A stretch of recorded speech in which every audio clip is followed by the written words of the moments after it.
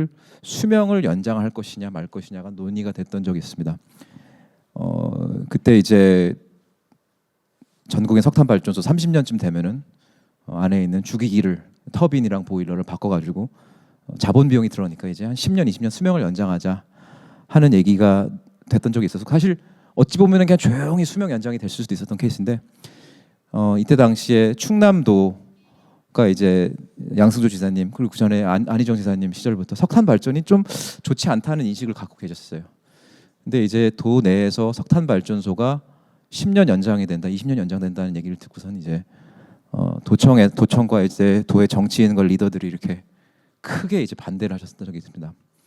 이게 작은 일 같지만 우리나라 온실가스 배출량의 거의 1년 내지 반년분을 감축시켜 내립니다. 이 5,000메가와트 이상, 4,000메가와트 정도의 이제 석탄 발전소의 수명 연장 사업이 중단되고 그로 인해서 석탄 발전을 한 10년 동안 여러 개가 이제 가동됨으로 인한 온실가스 배출량이 방지가 될 수가 있었고 이때 저희가 이제 뒤에서 기여를 좀 한 바가 있었습니다.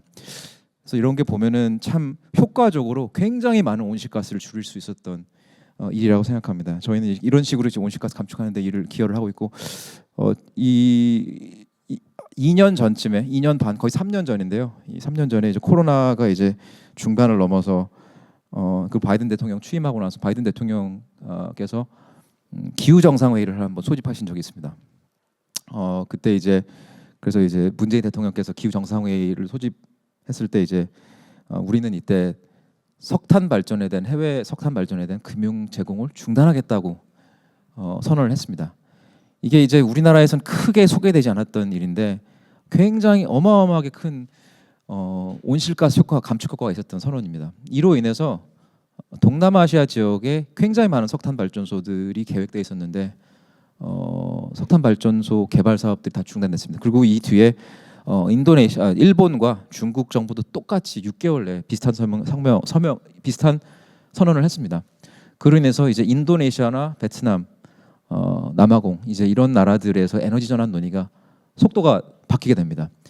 그래서 지금은 그 당시에만 해도 이때만 해도 석탄 발전소를 어떻게 많이 지을 거냐가 이제 이 당시 논의였는데 지금은 이런 나라들에서 논의가 그리고 이제 이번에 기후변화 당사국 총회에서도 아주 중요한 논의 중에 하나인데 어떻게 하면은 좌초되어가는 석탄 발전소를 보상을 해주고 빨리 끄게 해줄 것이냐가 이 동남아 지역에서 논의가 됐고 그 논의를 촉발시켰던 얘기 중에 하나가 문재인 대통령의 선언이고요.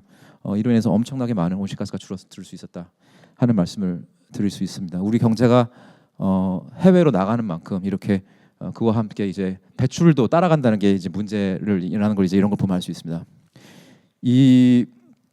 오늘 제가 주로 거의 80~90%를 전력 부문의 탈탄소에 대해서 말씀을 드릴 예정입니다. 특히 재생에너지가 왜 우리나라에서 안 되는지를 말씀을 드리려고 합니다. 왜 그 말씀을 드리는 과학적인 이유는요. 이것 때문입니다. 이게 카이스트가 이제 몇 년 전에 했던 3년 전에 했던 스터디인데요. 뭐 우리나라의 온실가스 배출량을 이제 쭉 눌러 놓으면은 전력 부문은 어떻게 변하는지를 모형 작업을 한 결과라고 보시면 되겠습니다. 통합평가 모형, 어려운 말로 통합평가 모형을 하는데 쭉 누르면 어떠한 전력 부문 시류떡이 나오는지를 보면 이제 보여주는 그래프인데 이 중요한 거는요. 첫 번째 전력 사용량이 오히려 늘어난다는 겁니다. 전력 사용량이 늘어난 이유는 특히 산업 공정에서 제철, 시멘트 이런 데서 쓰는 공정 중 상당 부분이 전기화가 될 것이기 때문에 전력 사용량이 지금 대비 거의 2배가 될 것이다 하는 게 이제 이 표를 보면 알 수가 있고 두 번째 알 수 있는 거는 이 노란색과 분홍색 부분이 굉장히 늘어난다. 이 노란색과 분홍색이 저희가 흔히 알고 있는 재생에너지들, 풍력과 태양광입니다. 이게 굉장히 늘어날 것이라는 게 이 모델의 결과입니다. 근데 그래서 그만큼 이제 재생에너지를 늘리는 게 아주 중요하다는 거를 알 수가 있는데 안타깝게도 이 탈탄소에 있어서 뭐 여러 가지 얘기들이 나오지만 재생에너지 늘리는 게 가장 중요하다는 걸 이런 걸 보면 알 수 있는데 안타깝게도 우리나라에서는 그러지 못하고 있습니다. 그 얘기를 재생에너지가 왜 안 되는지 풍력과 태양광이 왜 안 되는지 설명하면서 몇 가지 좀 우리 전력 부문이 처하고 있는 이제 난관들에 대해서 좀 말씀을 좀 먼저 드리고 싶습니다. 우리 전력 부문의 전력 산업의 특징 중에 하나가 저는 요걸 가지고 비유를 가지고 말씀을 드리고 싶습니다. 철강과 반도체 이런 물건들과 전기라고 하는 물건의 상품의 어떤 특징이 좀 다른 면이 있습니다. 혹시 뭐 말씀을 해달라고 하면 아마 손들고 말씀해 주실 분이 없을 것 같은데 제가 말씀을 드리면은 철강과 반도체는 수출을 합니다. 여러 나라에 갑니다. 철강과 반도체는 유럽도 가고 미국도 가고 일본도 가고 동남아도 가고 아프리카도 가고 남미도 갑니다. 우리의 제품들이 우리나라 조선소에서 배에 붙어가지고 갈 수도 있고 우리나라 제조가 돼가지고 갈 수도 있고 우리나라에서 만들어진 핸드폰을 갈 수도 있고 아니면 원 제품 자체가 외국 갈 수도 있습니다. 그렇기 때문에 철강과 반도체는 미국이면 IRA, 유럽이면 CBAM 혹은 전혀 이런 규제와 관련된 아리백 같은 공급망을 탈탄소화시키겠다는 요청에 굉장히 쉽게 노출이 됩니다. 전기는요 그렇지 않습니다. 우리나라는 더욱더 그렇습니다. 우리나라는 전기를 하나도 수출하지 않다 보니까 유럽에서도 전기망이 연결돼 있다고 하지만 사실 전력망과 전력망을 넘어가는 전기는 그렇게 많지는 않습니다. 영국과 유럽 대륙 사이의 전력망을 넘어가는 전기는 그렇게 크지 않습니다. 5% 미만일 겁니다 아마. 그만큼 전력도 수출을 하지 않는, 웬만해서는 수출하지 않는 굉장히 지역적인 상품이고 그 나라의 정치 경제 현황과 아주 밀접하게 와닿아 있는 상품이라는 말씀을 좀 드리고 싶습니다. 그게 이제 우리나라에서 이 무역 부문에서의 탈탄소화 논의와 전력 부문의 탈탄소화 논의의 속도가 좀 다른 가장 큰 이유 중 하나입니다. 무역 부문에서는 이런 상품들은 철강과 반도체 쪽에서는 공급망을 탈탄소화시키는 요구가 굉장히 빨리 하고 있는데 고립되어 있는 우리 전력 부문은 경쟁에 노출돼 있잖아요. 우리 전력 부문은 수출 압력에 노출돼 있잖아요. 우리 전력 부문은 굉장히 오래된 방식 운영되고 있는 게 우리 지금 현재 경험하고 있는 그리고 가장 중요한 기후 대응하는 데 가장 중요한 이 전력 부문 탈탄소화에서 가장 큰 문제라고 저는 생각합니다.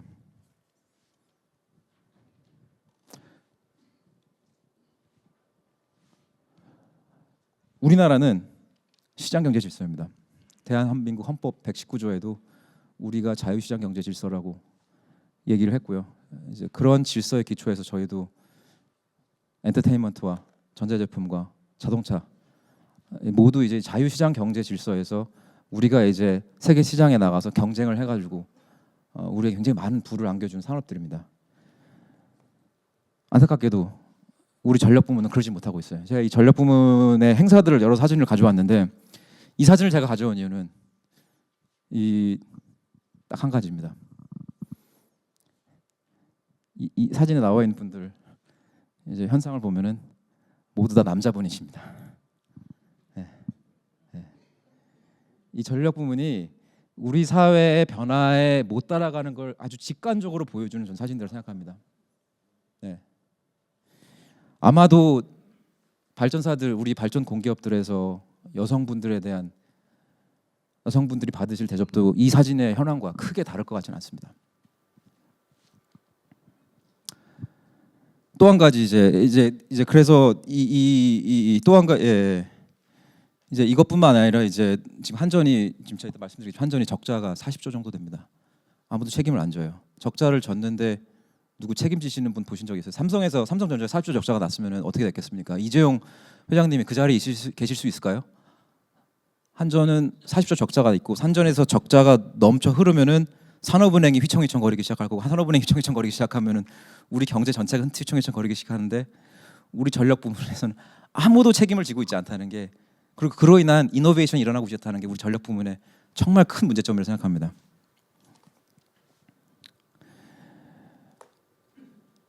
한 가지 또 말씀을 드리고 싶은 게 이 IEA에서 매년 이것도 사실 올해 새로 나왔는데 제가 업데이트를 못 시켰습니다. IEA에서 작년에 나온 숫자인데요.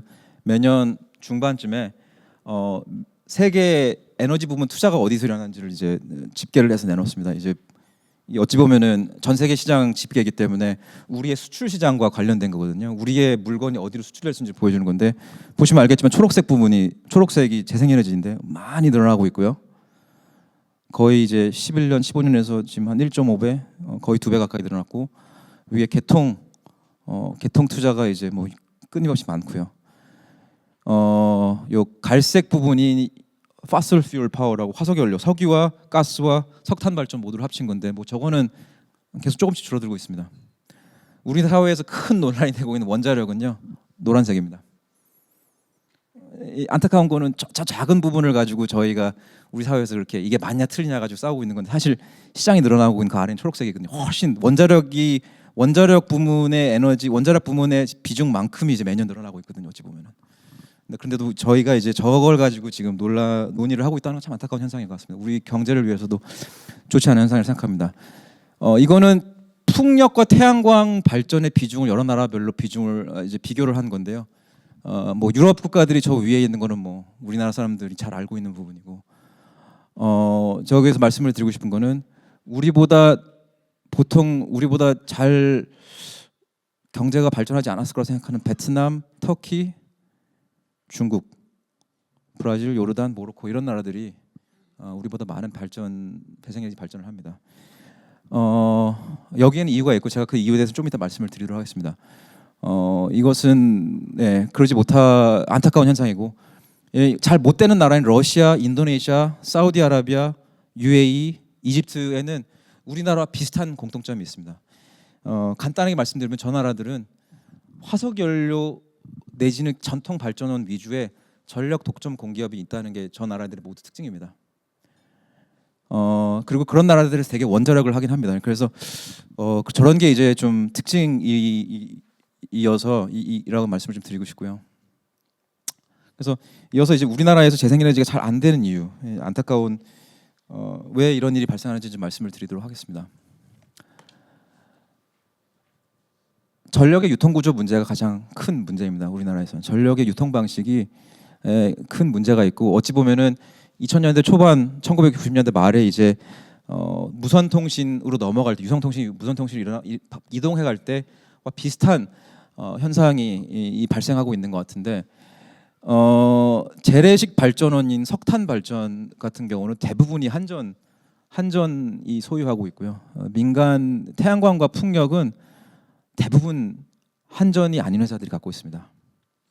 그렇기 때문에 삼성전자가 아리백을 하겠다는 것, 삼성전자가 자기의 전력을 100% 재생에너지 조달하겠다는 것은 한국전력과 그 자회사들 입장에서는 우리의 기존 발전소 몇 개를 끄거나 그만큼 매출이 줄어들고 그만큼 직장이 줄어든다는 것을 의미할 수밖에 없습니다. 그래서 저는 근데 이제 이런 회사들은 삼성전자 같은 데나 이제 SK 같은 데는 이미 SK 하이닉스 같은 데는 이미 탈탄소와 공방 탈탄소와 요청을 받고 있기 때문에 이런 현재 유통 구조는 이분들에게는 영업 리스크가 되고 있고, 제가 보기에는 현재 전력 유통 구조는 상당히 불공정한 경쟁의 문제를 가지고 있다. 이 불공정성에 대해서 조금 이따 말씀을 드릴게요. 그거 말씀드리기 전에 한국 전력 적자가 왜 생겼는지를 먼저 말씀을 드리고 싶은데, 한국 전력 적자는 간단히 말씀드리면 화석연료 적자입니다. 러시아의 우크라이나 침공 이후 화석연료가 굉장히 비싸졌습니다. 굉장히 비싸졌고, 그로 인해서 한국전의 전력 구입 금액이 이렇게 변했습니다. 이렇게 보시면 알겠지만 이게 2022년 1분기와 2021년 1분기를 비교한 걸로 저는 기억하는데, 석탄 발전 구입 금액이 4.6조 정도 늘어났고요. 4.7조. 그다음에 가스 금액이 한 8.4조 정도 늘어났습니다. 합쳐서 이제 뭐 8.1조 원 정도, 1분기에만 8.1조 원 추가 부담이 생겼다고 얘기를 합니다. 이 8.1조 원을 4로 곱하면 1분기에 8.1조 원이었으니까 4를 곱하면 32조 원. 대략 한전 적자, 작년에 본 적자가 30조 정도 된다고 하니까 거의 비슷합니다. 화석연료 적자라 보셔도 되고요. 이 언론에 보면 조금 전에 제가 기사를 소개하겠지만, 언론에서 보면은 이게 재생에너지 때문에 생겼다고 얘기하고 원전 때문에 생겼다고 하지만, 안타깝게도 재밌게도 원전 발전 대금은 오히려 조금 늘어났고 뭐 큰 차이가 없습니다. 저 파란색 위에 있는 거. 그다음에 밑에 있는 저기 재생에너지 대금은 오히려 줄었습니다. 그래서 이 뒤에 나와 있는 것처럼 김동철 사장님께서 무리한 탈원전 신재생 확대 정책으로 인해서 이게 생겼다는 거는 사실 저희가 아무리 숫자를 들어봐도 잘 이해가 가지 않는 부분입니다. 화석연료 때문에 전력 적자가 생겼다고, 늘어났다고 봐야 될 것 같습니다. 재생에너지가 비싸다, 석탄보다 비싸다, 가스보다 비싸다는 얘기는 이런 걸 보면은 거짓말임을, 지금 현재는 현실과 다름을 쉽게 알 수 있다고 생각합니다. 그럼에도 불구하고 사람들은 참 재밌게도 자기가 익숙하지 않은 현실은 부인하고자 하는 경향은 좀 있습니다. 한전은 이 슬라이드는 조금 어려우니까 제가 한전은 넘어가도록 하겠습니다. 그래서 왜 이런 현상이 발생하는지를 조금 더 어렵게 좀 설명을 드리면은, 아까도 말씀드린 우리 전력시장의 유통구조에 문제가 있다. 전력시장 유통구조를 개선해야 된다는 얘기인데, 이 전력 부문이라는 게 어떻게 운영되냐면요. 발전소에서 전기가 생산되고 큰 철탑에 고전압 철탑에 전기를 올려서 고속도로 같은 거죠.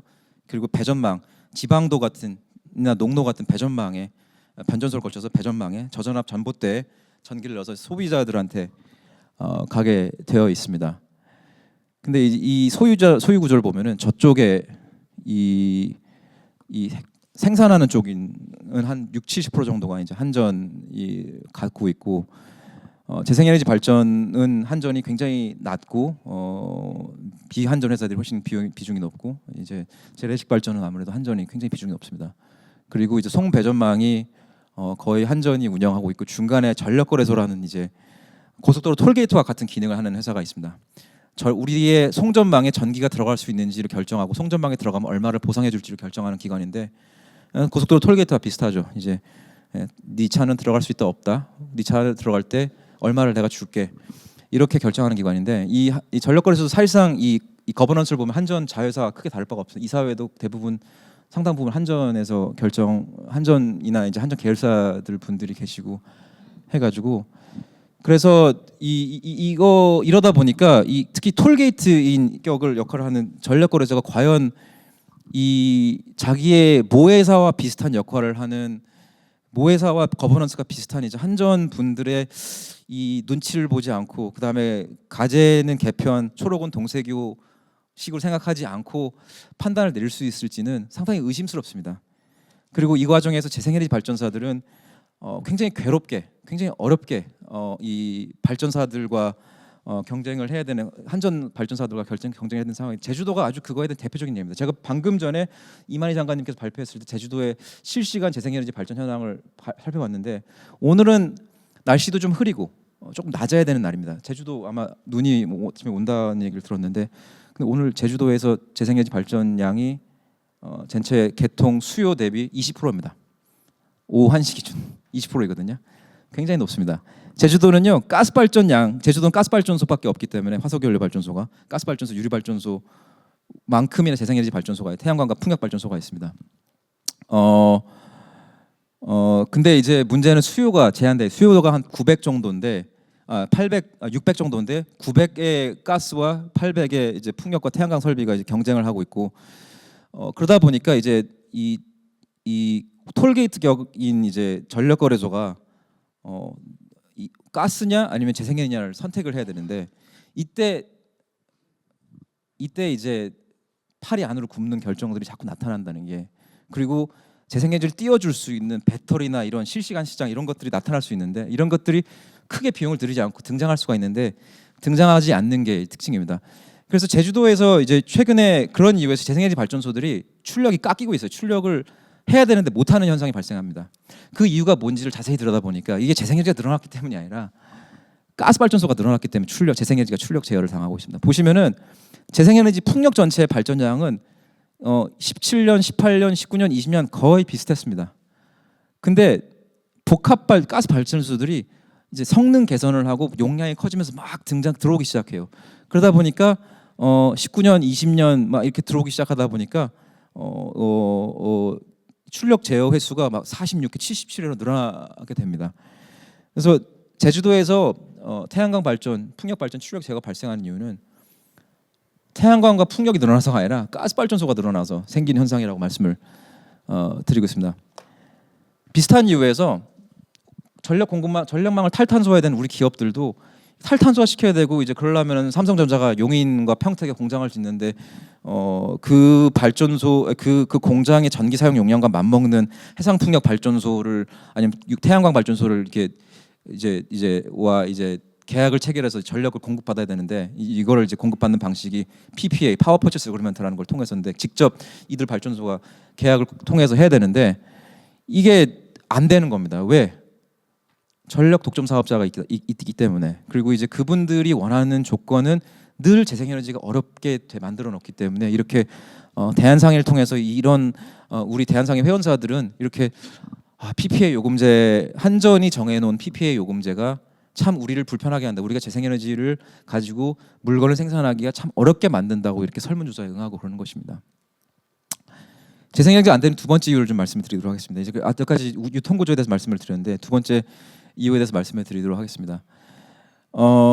이 오른쪽에 있는 요게 아마 함양군일 것 같은데, 함양군에 있는 국법, 국회가 정한 법, 그다음에 이제 시행령 조례 에 의한 이제 각종 이격거리 기준들을 쭉 이렇게 중첩을 시켜놓으니까 이렇게 됩니다.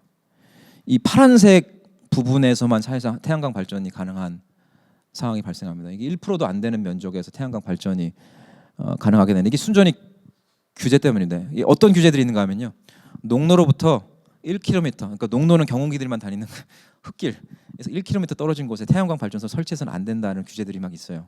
500m 안 된다. 뭐 이런 것들을 쭉 고속도로로부터 뭐 몇 킬로 막 이런 것들이 있다 보니까 태양광 발전소를 순전히 규제적인 이유 때문에 설치를 못 합니다. 이러다 보니까 이제 이런 한때는 이런 규제가 오히려 없는 개발 행위 허가를 안 받아도 되는 산지 쪽으로 태양광 발전소들이 갖고, 그러고 나서 산사태 태양광 얘기가 나오고 그랬었던 거죠. 순전히 규제적인 문제 때문에 이런 게 발생합니다. 마찬가지로 해상풍력 사업도 발전 사업을 하겠다고 신청한 곳들은 엄청 많습니다. 오히려 목표보다 더 많습니다. 우리나라 목표가 20기가와트였는데 20기가와트보다 더 많이 사업 허가를 받았는데 정작 보급된 거는 0.1기가와트, 1%도 안 되는 양만큼 보급이 됐습니다. 이것이 발생하는 이유는 규제 때문입니다. 대부분은 기초지자체와 광역지자체가 권한을 가지고 있는 규제들.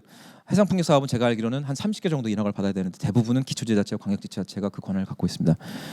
그래서